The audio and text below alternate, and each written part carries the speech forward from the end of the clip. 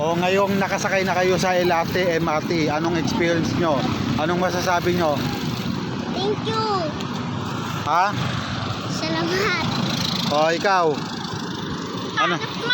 Anong masasabi nyo ngayong naka-experience na kayong nakasakay kayo ng LRT? Libre. Yeah. Ha? Ano? Masaya. Masaya daw si Sayon. Ayos, yun oh. Nakalibre yung mga bata, yung mga anak ko ng LRT kasi nga libre. Sobrang dami ng tao kanina. Ayun oh. Kaya ngayon, ginabi kami ng uwi kasi bumaba kami ng monumento. Mula dito sa Parañaque hanggang monumento para lang ma-experience ng mga anak ko. Sulit kasi nag-enjoy mga anak ko.